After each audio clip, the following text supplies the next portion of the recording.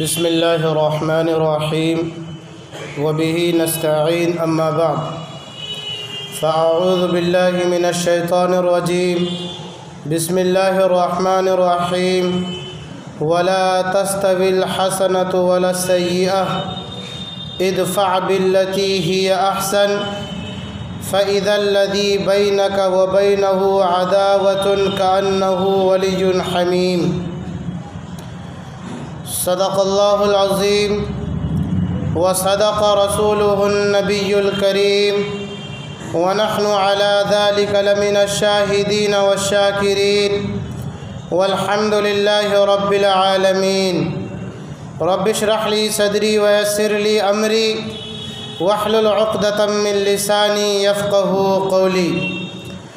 اللهم صل على سيدنا محمد في أول كلامنا اللهم صل على سيدنا محمد في أوسط كلامنا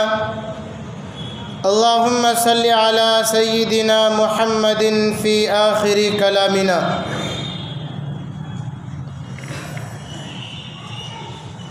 معزز سامعین کرام، بزرگان اسلام اور عزیز نوجوان دوستوں اور بزرگوں، ملت اسلامیہ جن جن حالات سے دوچار ہے اور پوری انسانیت جن مصائب، جن آلام اور جن تکالیف اور جن آزمائش سے یہ انسانیت گزر رہی ہے، وہ دو چار کی طرح بالکل واضح ہے۔ عزیزان ملت، پچھلے کئی ہفتوں سے تقریباً ملک و ملت کے رہبر، چاہے وہ مذہبی رہبر ہو، سیاسی رہبر ہو، رفاعی کام میں کرنے والے سرکردہ افراد ہو، ہر کسی کی ایک آواز ہے، ہر کسی کی ایک پکار ہے، ہر کوئی ہر ایک کونے سے یہ آواز، یہ صدا، یہ ندا لگا رہا ہے کہ امت مسلمہ کے نوجوان دوستوں، بزرگوں، عورتوں، سب کوئی آؤ اس ایک در کی طرف، آؤ اس ایک رب کی طرف کہ جس کے حکم سے وقت کا بادشاہ اور جس کے حکم سے اس دنیا میں بسنے والا کوئی انسان اور اس دنیا میں ہونے والے سارے امور جس کے حکم کے بغیر انجام نہیں پاتے ہیں۔ بنیادی اعتبار سے ہر کسی کی یہی آواز ہے، ہر کسی کی یہی ایک پکار ہے۔ میری قوم کے لوگوں، ہم اور آپ اور پوری ملت اسلامیہ جن حالات سے دوچار ہے، چاہے NRC ہو، NPR ہو، CAA ہو، یا نہ جانے نت نئے فتنے ہو، عزیز دوستوں اور بزرگوں، اگر آپ اپنے ماضی کے اوراق کو پلٹ کر دیکھیں گے اور آپ ہسٹری کا مطالعہ کریں گے تو ہم پر کوئی حالات نہیں آئے ہیں، ہم پر کوئی مصیبت نہیں آئی ہے، ہم پر کوئی پریشانی نہیں آئی ہے، ہم کسی بھی آزمائش میں مبتلا نہیں ہیں۔ حدیث میں آتا ہے جہنم میں جلنے والے جہنمی کو اگر اس دنیا کی آگ میں ڈال دیا جائے تو وہ آرام کی نیند سوئے گا۔ کیوں؟ وہ زیادہ بہت خطرناک کی تکلیف ہے۔ تو ٹھیک اسی طریقے سے ہم اور آپ جن حالات کو جھیل رہے ہیں، اگر آپ پچھلے 2-4 سال یا 1000 سال پرانی تاریخ کا مطالعہ کریں گے اور آپ اسلامی تاریخ کا مطالعہ کریں گے تو آپ کو معلوم ہوگا کہ ہم پر کوئی مصیبت نہیں آئی ہے۔ وہ کیا مصیبتیں تھیں، کیسے انہوں نے ایمان کو بچایا، کیسے انہوں نے ملک کو بچایا، کیسے انہوں نے اسی ملک میں رہ کر کے ایمان کی بھی حفاظت کی، عزت کی بھی حفاظت کی، جان کی بھی حفاظت کی اور مال کی بھی حفاظت کی، ایمان کے ساتھ اس دنیا سے رخصت کی۔ اگر آپ تاریخ کے ادنا سے ادنا طالب علم سے یہ پوچھیں گے، جو طالب علم چاہے مدرسے کا پڑھا ہوا ہو یا اسکول کالج یونیورسٹی کا پڑھا ہوا ہو، آپ ان سے پوچھیے گا کہ آپ اپنے مطالعے کے اعتبار سے، اپنی معلومات کے اعتبار سے ایک تاریخ کا یہ واقعہ بتائیے کہ سب سے زیادہ خطرناک، خونخوار، سب سے زیادہ ظالم قوم کون گزری ہے؟ تو جواب یہی ملے گا، تاتاریہ فتنہ، ہلاکو خان، چنگیز خان، یہی جواب آپ کو ملے گا۔ میں آپ کو ایک عجیب بات بتلاؤں کہ وہ ملک کہ جب اس ملک سے قال اللہ قال رسول اللہ کی صدائیں بلند ہوا کرتی تھی، وہ گاؤں کہ جس گاؤں کا رہنے والا باشندہ بندہ ایسی ایسی کتابیں لکھی ہے کہ اس وقت تک کوئی عالم، کوئی مولوی نہیں بن سکتا جب تک کہ ان کی لکھی ہوئی کتابوں کو پڑھ نہ لے، یا ان کی ترتیب دی ہوئی کتابوں کا مطالعہ نہ کر لے، یا ان کی جمع کی ہوئی احادیث کا مطالعہ نہ کر لے، اس وقت تک عالم نہیں بن سکتا۔ آپ نے بخارا، سمرقند، یہ سب نام سنے ہیں۔ بخاری شریف جو کتاب ہے اس کا نام بخاری نہیں ہے، بڑا لمبا چوڑا نام ہے، الجامع الصحیح لمبا نام ہے، لیکن بخاری سے یہ کتاب مشہور ہو گئی۔ اسی گاؤں کا میں آپ کو ایک واقعہ بتلاتا ہوں۔ ایسے حالات اس ملت اسلامیہ پر ایسے حالات آئے تھے کہ اسی تاتاری فتنے کی ایک بڑھیا، جس کے گودے میں دم تک نہیں تھا، جس کا ایک پاؤں قبر میں لٹک چکا تھا، ایسے حالات آئے تھے اس ملت اسلامیہ پر، امت اسلامیہ پر ایسے حالات آئے تھے کہ وہ بڑھیا دیکھ کر کے کہتے ارے کہاں جا رہے، کون ہو تم؟ وہ نوجوان اگر یہ جواب دیتا کہ میں مسلمان ہوں، میں کلمہ پڑھنے والا ہوں، میں قرآن کا ماننے والا ہوں، میں حدیث کا ماننے والا ہوں، تو وہ بڑھیا یہ جواب دیتی کہ رک جا یہیں پر، میرے ہاتھ میں خنجر نہیں ہے، تلوار نہیں ہے، یہیں کھڑے رہنا، میں گھر جا رہی ہوں، وہاں سے تلوار لاتی ہوں اور تمہاری گردن اڑاؤں گی۔ اس بندے کے اندر اتنی طاقت نہیں تھی، اس کی پنڈلی میں اتنی بھی طاقت نہیں تھی، بزدلی اس درجے کا ان کے دلوں میں گھس گیا تھا کہ ان کو بھاگنے کی بھی ہمت نہیں تھی۔ وہ نوجوان وہیں کھڑا رہتا جو کلمہ پڑھنے والا تھا، اس امید کے ساتھ وہ کھڑا رہتا کہ وہ آئے گی اور شاید میرے اس کھڑے ہونے کی وجہ سے اس بڑھیا کو رحم آ جائے اور وہ تیزی سے تلوار کو چلائے تاکہ مرنے میں تکلیف کم ہو، یہ اس کی سوچ ہوتی تھی۔ ایسے حالات آئے تھے۔ آپ ضرور مطالعہ کیجئے گا یہ حالات کیوں آئے تھے اور پھر کیسے اللہ حالات کو بدل دیتے ہیں۔ اسی تاتاری فتنے کا ایک ولی عہد شہزادہ تغلق تیمور، ان کے قانون کے تیسرے زمانے میں یہ واقعہ جو ہے 7 یا 8 ان کے تیسرے زمانے میں یہ قانون پاس کیا گیا کہ ہمارے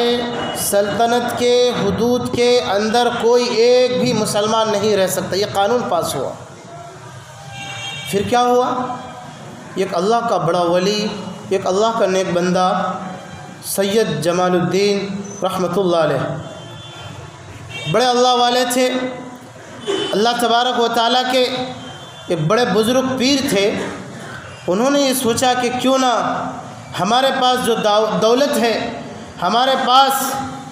جو سب سے قیمتی سرمایہ ہے، ان لوگوں کے حوالے کیوں نہ کیا جائے۔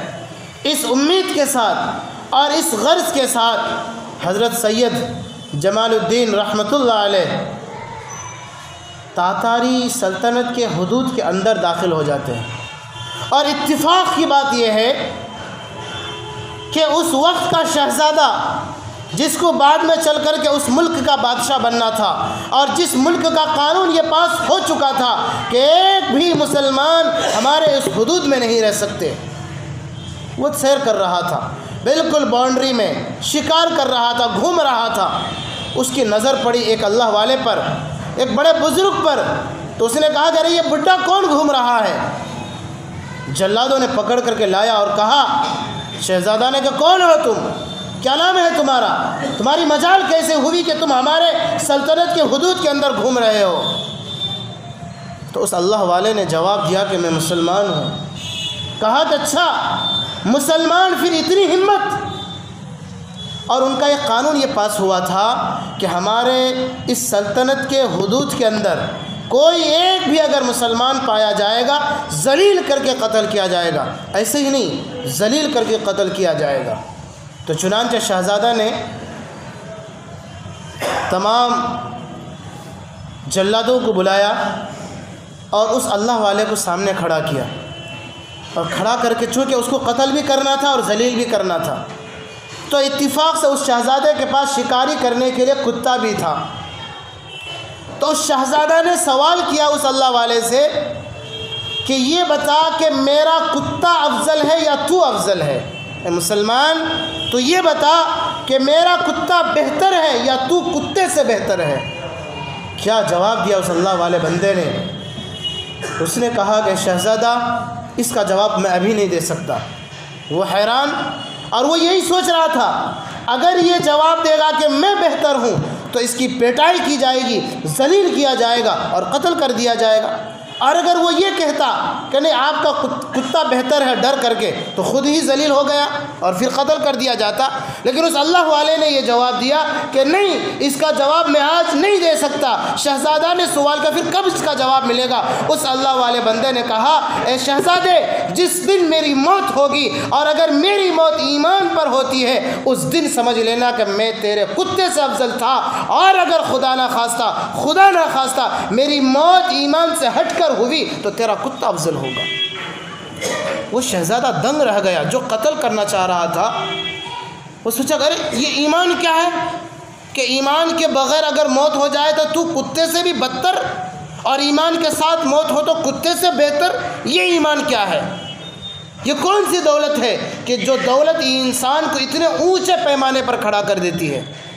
اور جو دولت نہ ہو تو انسان کو کتے سے بھی بدتر کر دیتی ہے؟ تو حضرت تو آئے ہی تھے اسی وجہ سے حدود میں کہ کچھ میرے پاس جو دولت ہے، میرے پاس جو اسلام کی تعلیم ہے، میرے پاس جو قرآن کی جو تعلیم ہے، میرے پاس جو نبی کا طریقہ، نبی کی سنت ہے، یہ ان کو بتلا دیا جائے۔ میں نے آپ کے سامنے قرآن پاک کی ایک آیت تلاوت کی ہے، وَلَا تَسْتَوِي الْحَسَنَةُ وَلَا السَّيِّئَةُ اِدْفَعْ بِالَّتِي هِيَ أَحْسَنُ، کہ اچھائی اور برائی برابر نہیں ہو سکتے ہیں۔ لیکن مسلمانوں، قرآن کے ماننے والوں سنو، اگر آپ کا عقیدہ قرآن پر ہے، اگر آپ کا عقیدہ نماز پر ہے، اگر آپ کا عقیدہ یہ ہے کہ اللہ سب کچھ کرنے والے ہیں، اللہ تبارک و تعالیٰ نے انسان کی رہبری، رہنمائی، گائیڈنگ کے لیے ایک کتاب دی ہے، تو میں آپ کو اسی کتاب سے ایک پیغام دینا چاہتا ہوں۔ اللہ فرماتے ہیں ادفع باللتی ہی احسن، اے قرآن کے ماننے والے لوگوں سنو، آپ کے ساتھ جو برائی کرے تو اس کا بدلہ بھلائی سے دیا جائے گا۔ ادفع باللتی ہی احسن، پھر کیا ہوگا نتیجہ؟ فَإِذَا الَّذِي بَيْنَكَ وَبَيْنَهُ، اگر آپ نے یہ کام کر دیا ہے،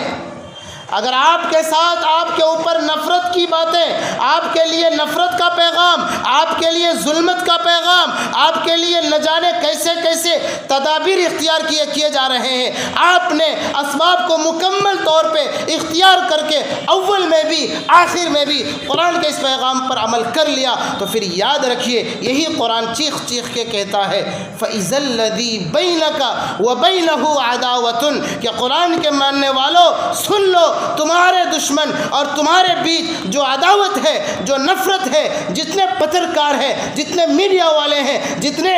ایوان میں بیٹھنے والے لوگ جو آپ کے بارے میں غلط بیانی سے کام لیتے ہیں، اللہ فرماتے ہیں کأنہ ولی حمیم، ایسے لوگوں کو میں تمہارا جگری دوست بنا دوں گا۔ کیسے؟ دیکھیں اس واقعے کو، تاتاری اتنا خطرناک فتنہ، جب حضرت نے اسلام کی جامع بہترین اچھی طریقے سے تشریح اور تفصیل بیان کی، اور اس شہزادے کو بتایا کہ جناب اگر آپ کے دل میں اللہ سے ہونے کا یقین نہ ہو، اگر آپ اسلام کی دولت سے خالی ہیں، تو پھر یاد رکھیے یہ ساری کی ساری دولت، یہ سلطنت یوں کہ یوں پڑی رہ جائے گی، تم بھی قارون، فرعون، حامان جیسے تباہ و برباد ہو کے چلے جاؤ گے۔ اس کے دل میں ایک اثر پڑا کہ نہیں، اسلام کچھ ہے، ایمان کچھ ہے، کہ جو انسان کو بہت دور تک لے کے جاتی ہے۔ شہزادہ نے ایک پرچہ لکھا، ایک رقعہ، ایک چیٹھی لکھی اور کہا کہ بڑے میاں میں آپ کو قتل نہیں کروں گا، آپ کی باتوں کو سن کر کے میرا دل باغباں ہو چکا ہے، میرے دل میں جو تاریکی تھی وہ روشنی میں تبدیل ہو چکی ہے، لیکن اگر میں بھی ایمان کا اگر اعلان کر دوں تو میں بھی اپنے قانون کے اعتبار سے ذلیل ہو کر کے قتل کر دیا جاؤں گا، اس لیے جب میں بادشاہ بنایا جاؤں، جب مجھے میرے سر پر تاج پہنایا جائے تو یہ پرچی لینا، اور جب میں بادشاہ بنایا جاؤں تو اس وقت یہ پرچی لے کر کے آنا۔ میں آپ کو صرف یہ اس وجہ سے بتا رہا ہوں، میں بار بار آپ کو کہہ رہا ہوں کہ قرآن پاک کی وہ آیتیں کہ جو آیتیں حالات حاضرہ سے متعلق ہیں، اور آج کے دور میں چاہے وہ NRC جیسے خطرناک مسائل کیوں نہ ہو، اس کی رہبری رہنمائی کے لیے قرآن نے کیا پیغام دیا ہے، ان آیتوں کو چن کر کے آپ کی خدمت میں پیش کرنے کی میں کوشش کر رہا ہوں۔ تو اس شہزادے نے کہا اللہ میاں، بڑے میاں اب ایسا کام کیجئے، یہ پرچی لیجئے اور آپ چلے جائیے اپنی جگہ، اور جب میں بادشاہ بنایا جاؤں گا میرے پاس آ جانا، اس پرچی کو لے کر کے مجھے یاد آ جائے گا۔ اتفاق سے ایسا ہوا کہ جب تک حضرت سید جمال الدین رحمۃ اللہ علیہ اس دنیا میں باحیات تھے تب تک یہ شہزادہ ابھی بادشاہ نہیں بنایا گیا، اور یہ وہی قوم ہے، اسی بخارا گاؤں میں تفسیر ابن کثیر، شاید آپ نے نام سنی ہے، ایک کتاب کا نام ہے، مفسر ہیں، انہوں نے ایک تاریخ لکھی ہے، اور یہ وہ مفسر ہیں اور یہ مورخ ایسے ہیں کہ جنہوں نے مسلمانوں پر جو یہ حالات آئے تھے، ملت اسلامیہ پر ظلم و ستم کے یہ جو پہاڑ ڈھائے گئے تھے، ان تمام حالات کا مشاہدہ اپنی آنکھوں سے کیا تھا۔ انہوں نے لکھا ہے اپنی تفسیر کی کتابوں میں کہ کاش میری ماں نہ جنی ہوتی کہ میں ان واقعات کو لکھتا۔ انہوں نے لکھتے لکھتے اپنے آنکھوں سے پانی کا آنسو نہیں، خون کے قطرے ٹپکائے، ایسے دردناک ہوا حالات تھے۔ دجلہ، یہ نام سنا ہے کہ نہیں سنا آپ نے؟ ایک دریا کا نام ہے، پورا دریا کبھی مسلمانوں کے خون سے لال ہو جایا کرتا تھا تو کبھی مسلمانوں کی کتابوں سے، کتب خانوں سے وہ پورا دریا سیاہ ہو جایا کرتا تھا۔ ساری کتابوں کو، مسلمانوں کی کتابوں کو، اسلام کی کتابوں کو، قرآن پاک کو، سب کو دریا میں بہا دیا گیا۔ ایسے حالات آئے تھے، اور 60 ہاتھ کا ایک مینار بنایا گیا تھا اسی بخارا گاؤں میں۔ کس کا مینارہ؟ یہ سیمنٹ کا نہیں، صرف سروں کا مینار، سر متھا، وہ سارے سر کسی جاہل مسلمان کے نہیں تھے، سارے کے سارے محدث عالم کی وہ سریں تھیں۔ ایسے حالات آئے تھے، سارے مسلمانوں کا قتل عام کر دیا گیا، اور ان کی بچیوں کو، بیٹیوں کو، بیویوں کو، بہوؤں کو باندھی غلام نوکرانی بنا دیا گیا تھا۔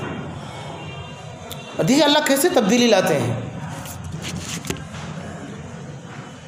تو اتفاق سے وہ جو شہزادہ تھا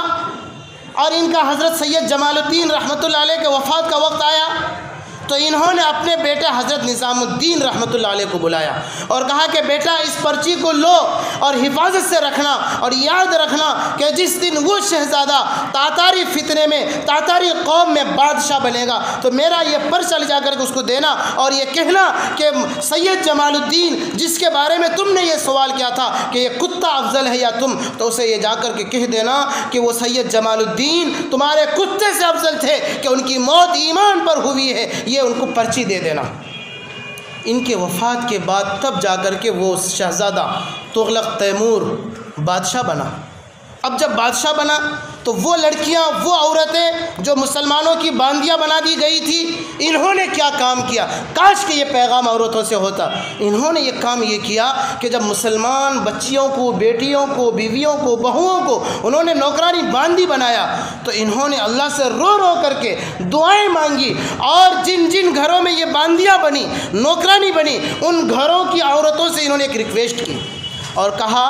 کہ امی جان جو ہونا تھا وہ تو ہو گیا، ہمارا باپ ہم سے چھین لیا گیا، ہمارا شوہر تباہ ہو چکا، ہمارے بیٹے تباہ ہو چکے، اب ہم آپ کے گھر میں آ چکی ہیں، آپ اپنے شوہروں سے، آپ اپنے بیٹوں سے، آپ اپنے بھائیوں سے ایک درخواست کر دیجئے کہ وہ ہم سے جتنی خدمت لینا چاہے لے لے، لیکن عزت پر ہاتھ نہ اٹھائے۔ اتنی سے درخواست کر دیں۔ آخر وہ بھی عورتیں تھیں، ان کا دل پسیجا،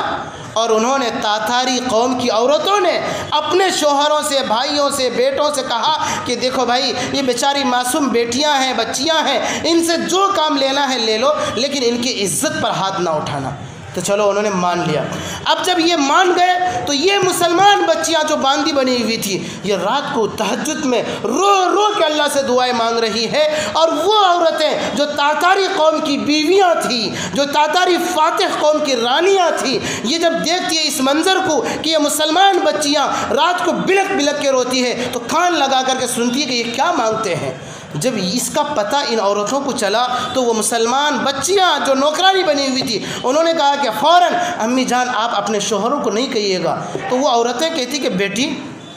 ہمارے شوہر تو مان گئے تمہاری عزت پہ ہاتھ نہیں اٹھائیں گے، ہمارا بیٹا مان گیا تمہاری عزت پہ انگلی نہیں اٹھائے گا، پھر کیوں روتی ہو؟ کیا جواب دیا ان بیٹیوں نے؟ انہوں نے کہا کہ امی جان، ہم تو یہ اپنے رب سے یہ مانگ رہے ہیں کہ یا اللہ، یہ تاتاری قوم اتنے اچھے ہیں، اتنے اچھے ہیں کہ سارا سب کچھ ہمارا لٹ گیا ہے، اس کے باوجود یہ ہم سے ہماری عزت سے کھلواڑ نہیں کر رہے ہیں، اس لیے ہم اپنے اللہ سے یہ دعا کر رہے ہیں، یا اللہ آپ کے خزانے میں جو سب سے زیادہ قیمتی دولت ہے وہ دولت ان کو عطا کر دیں۔ یہ دعا کر رہے ہیں، اور ان کا دل پسج گیا، اور کہ کتنی اچھی عورتیں، کتنی اچھی بیٹیاں، کتنی اچھی تربیت یافتہ لڑکیاں ہیں کہ جو ہم نے اتنا ظلم کیا، ان کے شوہروں کو قتل کر دیا، اور یہ ہمارے لیے بھلائی کی دعا کر رہی۔ پھر کیا ہوا؟ دھیرے دھیرے ساری عورتیں مسلمان ہو گئی، 1 2 3 1000 2000 10,000 پتہ نہیں کتنے ہزار ساری تاتاری قوم کی عورتیں مسلمان ہو گئی۔ جہاں عورتیں مسلمان ہوئی وہیں ایک ایک کر کے ان کے مردوں نے بھی اسلام لانا قبول کر دیا، لیکن چونکہ قانون ان کا یہ تھا کہ کوئی اگر اسلام ہونے کا اعلان کر دے کہ ہم اسلام کو مانتے ہیں، مسلمان ہونے کا اعلان کر دے، تو قانون یہ پاس ہو چکا تھا کہ ذلیل کر کے قتل کر دیا جائے گا، سب کوئی اپنے ایمان کو اندر چھپائے ہوئے۔ اب جو یہ بادشاہ بنا شاہ تغلق، تو فوراً حضرت نظام الدین رحمۃ اللہ علیہ دوڑے ہوئے آئے، اور اس وقت تک یہ قانون تھوڑا ہلکا ہو چکا تھا کہ عرب تاجر مسلمان لوگ ہمارے قوم میں، ہمارے ملک میں آ کر کے تجارت کر سکتے تھے۔ تو چنانچہ حضرت نظام الدین رحمۃ اللہ علیہ آتے ہیں حدود میں، آنے کے بعد اندر دربار کے اندر آنے کی اجازت مانگتے ہیں، اجازت نہیں ملتی ہے۔ یہ چالاکی یہ کرتے ہیں، معلوم یہ کرتے ہیں کہ بادشاہ سوتا کہاں ہے، بتلایا گیا کہ فلاں جگہ پر۔ تو یہ سید نظام الدین رحمۃ اللہ روشن دان کے پاس جا کر کے زور سے اذان دینے لگے۔ اب بادشاہ، وہی بادشاہ جو پرچی دیا تھا، جو کتا کے بارے میں کہا تھا، اس بادشاہ نے کہا یہ کون نالاق مرد الشیطان خبیث ہے جو ڈسٹرب کرتا ہے، بلایا جائے اسے۔ وہ چاہتے ہی یہی تھا کہ دربار کے اندر میں بلایا جاؤں۔ جب گئے تو جانے کے بعد کہا کہ حضور یہ ہمارے ابا کا خط ہے، اور ہمارے ابا نے آپ سے یہ کہا ہے، آپ نے جو ان سے سوال کیا تھا کہ میرا کتا بہتر ہے یا تو بہتر ہے، تو ہمارے ابا نے کہا ہے کہ ہمارے ابا بہتر ہے، ایمان پر ان کی موت ہوئی ہے۔ تو انہوں نے کہا اچھے وقت میں تم آئے ہو، اور میں بھی تو چاہتا ہی یہی تھا کہ آج میری حکومت آ گئی ہے، دیکھو میں منٹوں میں کیسے سارا نظام بدل دیتا ہوں۔ وہ منٹوں میں تمام وزراء کو بلایا گیا اور ان سے مشورہ لیا، سارے وزیر کہنے لگے بادشاہ سلامت، ہم تو کب کی مسلمان ہو چکے، صرف آپ کے ایمان لانے کا انتظار کر رہے تھے۔ ادفع باللتی ہی احسن، برائی کا بدلہ اچھائی سے دو۔ پھر کیا ہوا؟ وہ چاند، وہ سورج، وہ آسمان جس نے ایک دن پہلے پوری تاتاری قوم کو اسلام دشمن سمجھتی تھی، دوسرے دن کا سورج ابھی طلوع نہیں ہوا کہ سارے مسلمان ہو گئے۔ تو مسلمانوں، اس واقعے میں میرے اور آپ کے لیے ان حالات میں ایک بڑا پیغام ہے۔ ہمارے پر کوئی حالات نہیں آئے، ہمارے پر کوئی مصیبت نہیں آئی، اس واقعے کو اگر آپ ذہن میں رکھیں تو میں امید کرتا ہوں کہ جو باتیں رہ گئی انشاءاللہ آئندہ ہفتہ آپ کی خدمت میں لاؤں گا۔ اللہ ہم سب کو عمل کرنے کی توفیق عطا فرمائے۔ ایک اعلان ہے، اس کو سن لیں۔